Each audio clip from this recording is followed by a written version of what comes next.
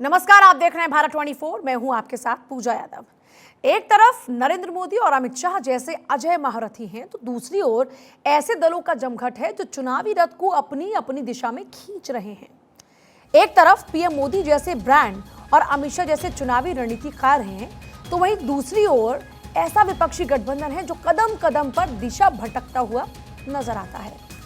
लोकसभा चुनाव में पीएम मोदी की अगुवाई वाली बीजेपी को हराने के लिए विपक्ष एकजुट तो जरूर हुआ, लेकिन इंडिया नाम से बने विपक्षी अलायंस के सामने कदम कदम पर चुनौतियां हैं।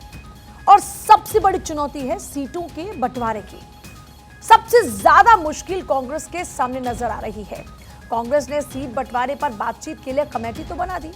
उस कमेटी में ऐसे वरिष्ठ नेताओं को रखा है जिनके विपक्षी गठबंधन के प्रादेशिक नेताओं के साथ में अच्छे संबंध रहे हैं। इसके बावजूद कांग्रेस के लिए सीट बंटवारा मुश्किल होने जा रहा है। यह भी कह सकते हैं कि पूरे विपक्ष के लिए सीट बंटवारे में मुश्किल आने वाली है। और इसके कई कारण हैं, जिनमें से एक मुख्य कारण यह है कि सारी प्रादेशिक पार्टियां यह चाहती हैं कि कांग्रेस कम सीटों पर चुनाव लड़े और उनके लिए ज्यादा सीटें छोड़ी जाए। एक दूसरा कारण यह है कि कई राज्यों में अभी गठबंधन ही तय नहीं। और तीसरा कारण यह है कि कई जगह तालमेल करके लड़ने की बजाय अकेले लड़ना ज्यादा बेहतर विकल्प है। पहली समस्या सीटों की संख्या को लेकर है। तमाम प्रादेशिक पार्टियां यह चाहती हैं कि कांग्रेस कम सीटों पर चुनाव लड़े और इसके पीछे दो मुख्य कारण हैं। पहला, हिंदी पट्टी के 3 राज्यों में कांग्रेस की हार हुई, जिससे प्रादेशिक पार्टियों का हौसला बढ़ा। और दूसरा कारण यह है कि पिछले लोकसभा और विधानसभा चुनाव में कांग्रेस का प्रदर्शन बहुत अच्छा नहीं रहा।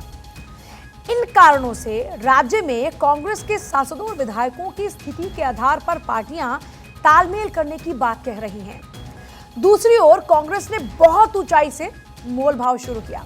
जैसे पिछले दिनों दिल्ली में बिहार प्रदेश के नेताओं के साथ में कांग्रेस के शीर्ष नेतृत्व की बातचीत हुई, तो बिहार कांग्रेस के नेताओं ने 10 लोकसभा सीटों की मांग रख दी। अगर आरजेडी, जेडीयू, कांग्रेस और लेफ्ट तीनों लड़ते हैं तो कांग्रेस के लिए 3 से 4 सीट की संभावना ही बनती है। लेकिन कांग्रेस ने डिमांड की 10 सीटों की। इसी तरीके से अब यूपी पर आते हैं। कांग्रेस ने उत्तर प्रदेश में 20 सीटों की डिमांड की। झारखंड में 8 से 9 सीटें चाहिए। दिल्ली और पंजाब दोनों जगह कांग्रेस ने आम आदमी पार्टी से ज्यादा सीटों की डिमांड की। कांग्रेस का यह रवैया देखकर विपक्षी पार्टियों ने भी मोलभाव का स्तर थोड़ा सा ऊंचा कर दिया।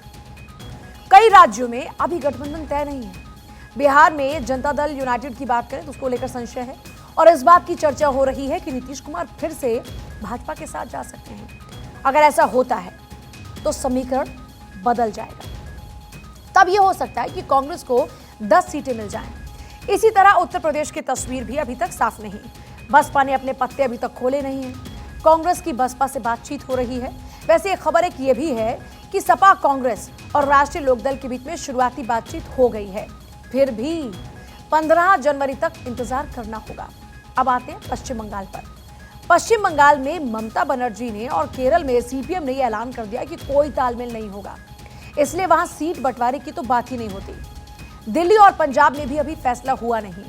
कांग्रेस और आम आदमी पार्टी के बीच में तालमेल होगा या नहीं, यहां पर बात अभी तक श्योर नहीं। महाराष्ट्र में पहेली उलझी हुई है। तालमेल और सीट बंटवारे का मामला सबसे ज्यादा महाराष्ट्र में ही उलझा है। वहां विपक्षी गठबंधन इंडिया और सत्तारूढ़ महायुति के बीच कुछ भी स्पष्ट नहीं है। शिवसेना से अलग होकर एकनाथ शिंदे मुख्यमंत्री बन गए हैं और इस आधार पर वो शिवसेना को मिलने वाली 22 सीटों की मांग कर रही हैं। तो एनसीपी से अलग होकर सरकार में शामिल हुए अजीत पवार भी पुराने गठबंधन में एनसीपी को मिलने वाली उन्हीं 22 सीटों की मांग कर रहे हैं। दूसरी ओर भाजपा है, जिसको हर हाल में पिछली बार मिली 23 सीटों से ज्यादा सीटें जीतनी है और यह तभी होगा जब वो ज्यादा से ज्यादा सीटों पर चुनाव लड़े। पिछली बार वो 25 सीटों पर चुनाव लड़ी थी। इस बार एकनाथ शिंदे और अजीत पवार दोनों के लिए 20 से 22 सीटें छोड़ सकती है। लेकिन यह भी कहा जा रहा है कि अगर भाजपा जमीनी फीडबैक के आधार पर दोनों सहयोगियों को अलग लड़ने के लिए भी कह सकती है, ताकि वो कांग्रेस, शरद पवार गुट के एनसीपी और उद्धव ठाकरे गुट के शिवसेना के वोटों को काट सके। दूसरी ओर कांग्रेस, शरद पवार और उद्धव ठाकरे के बीच भी इसी तरह से मामला उलझा है। पहले कांग्रेस और एनसीपी में तालमेल होता था तो कांग्रेस ज्यादा सीटों पर लड़ती थी, लेकिन पिछले चुनाव में कांग्रेस सिर्फ 1 सीट लोकसभा की जीत पाई, जबकि एनसीपी को 5 सीटें हासिल हुई। दूसरी ओर भाजपा के साथ गठबंधन करके लड़ी शिवसेना को 18 सीटें मिली थी। हालांकि अब शिवसेना टूट गई है और उसके 13 सांसद शिंदे के साथ चले गए हैं। फिर भी शिवसेना डिमांड कर रही है 23 सीटों की, क्योंकि वो पिछली बार 23 सीटों पर ही लड़ी थी। उसके नेता संजय राउत कह रहे हैं कि कांग्रेस का कोई भी सांसद नहीं है, इसलिए उसे जीरो से शुरू करना चाहिए। हालांकि विधायकों की संख्या के लिहाज से कांग्रेस अभी राज्य में मुख्य विपक्षी पार्टी है। दूसरी ओर शरद पवार भी 22 सीटों पर लड़ते रहे हैं, तो उनका खेमा भी 22 सीटों की ही डिमांड कर रहा है। नेता विपक्ष के दर्जे को देखते हुए कांग्रेस ज्यादा सीटों की मांग कर रही है। चाहे कांग्रेस का गठबंधन हो या फिर भाजपा का, दोनों का मामला सबसे ज्यादा पेचीदा महाराष्ट्र में ही है। उद्धव और पवार का प्रेशर। महाराष्ट्र में कांग्रेस के सामने थोड़ी सी ज्यादा समस्या इस कारण से भी है कि उसके दोनों सहयोगी पार्टियों के बीच आपसी संबंध बहुत अच्छे हैं और दोनों मिलकर दांव खेल रहे हैं। ऐसे में कांग्रेस अलग थलग पड़ रही है। इस बात को खुद उद्धव ठाकरे ने स्वीकारा भी। इस महीने जब वो दिल्ली आए और विपक्षी गठबंधन इंडिया की बैठक में शामिल हुए, वो पत्रकारों से भी मिले थे। उनकी पार्टी के राज्यसभा सांसद संजय राउत ने अपने घर पर रात्रि भोज का आयोजन किया था, जिसमें दिल्ली के पत्रकारों को बुलाया गया और उद्धव ठाकरे ने उनसे बातचीत की। उद्धव ने खुलकर बात की, जिससे पत्रकार काफी प्रभावित भी हुए। बहरहाल महाराष्ट्र में तालमेल के सवाल पर उन्होंने कहा कि शरद पवार की पार्टी के साथ उनका एक परफेक्ट अलायंस है, लेकिन कांग्रेस के साथ अभी तालमेल नहीं बना। उद्धव ठाकरे ने यह भी कहा कि उनको पता ही नहीं कि महाराष्ट्र में सीटों के बारे में किससे बात करनी है। इसका मतलब साफ है, कांग्रेस के प्रदेश अध्यक्ष नाना पटोले के साथ तो बातचीत करना ही नहीं चाहते। नाना पटोले से शरद पवार को भी समस्या है, लेकिन कांग्रेस अभी तुरंत उनको हटाने भी नहीं जा रही। वो पिछड़ी जाति से आते हैं, मजबूत आधार वाले नेता हैं। कांग्रेस ने राष्ट्रीय स्तर पर अलायंस की कमेटी बनाई है, लेकिन वो राज्यवार बात करेगी या नहीं, ये अब तक क्या नहीं।